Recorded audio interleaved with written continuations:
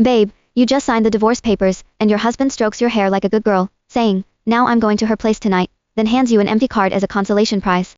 Allison's appendectomy stitches are still leaking, but when Nolan slides the divorce agreement across the table, she doesn't even cry. He expects a fight, after all, she's loved him for 8 years, since he was the nobody of the Reed family, and she bled her own resources under the name, Sage X, to push him into the presidency. But he's wrong. She signs in silence, her hand steady.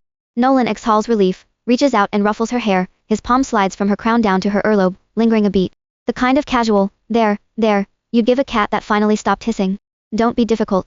I won't be back tonight. Then he hands her a bank card, take it. Password's your birthday.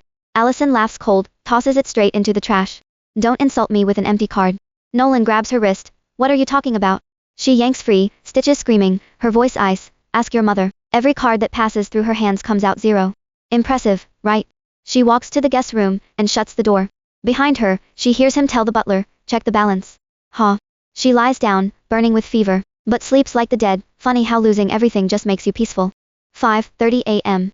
The house supervisor Phyllis kicks open her door, rips off her blanket, and whacks her hand with a wooden baton. Get up and make the president's coffee. Working here is a privilege. You lazy. Allison is delirious with fever, but that strike clears her head. She snatches the baton, swings it across Phyllis' back. Once. Twice. Until the baton snaps in half. Phyllis screams and crawls for the door. Allison grabs her hair, drags her back, swings again. For years, this woman beat her on Holly's orders, and Nolan never saw a thing. Now she's paying back every single strike. The baton breaks. Allison, let's go, get out. Phyllis scrambles out, servants frozen in shock. But Allison's fever spikes worse. She gulps water, wraps the blanket, and passes out. Next time she opens her eyes, maids are dragging her to the living room. Nolan sits on the couch, cold-faced. Holly is curled against his shoulder, crying prettily, she never liked me in school, but I tolerated it. I never thought she'd beat Phyllis just because I gave her a job here. She even broke the baton. Phyllis stands nearby, wiping fake tears. Mr. President, it's all my fault. I failed to manage the staff. Nolan pulls Holly closer, his thumb tracing slow circles on her shoulder, voice low like a bedtime whisper, don't cry, baby. It's not good for the baby. At the word, baby, Holly sobs harder. If I can't even protect Phyllis, how can I protect my child? I'd rather die.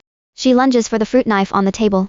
Nolan snatches it, crushes her against his chest, chin on her head. Don't do anything stupid. Calm down. Holly wraps her arms around his waist, sobbing, then lifts her tearful eyes over his shoulder, straight at Allison. The corner of her mouth curls. Triumph, naked and unashamed. Her lips move silently. See. He picked me. Allison stands 3 feet away, fever white, still gripping the broken half of the baton. Nolan doesn't even look up. He just says, Allison, apologize. She doesn't move. Instead, she sets the baton on the coffee table, pulls out her phone, and hits play. The recording blares, Phyllis screaming. Holly told me to hit her.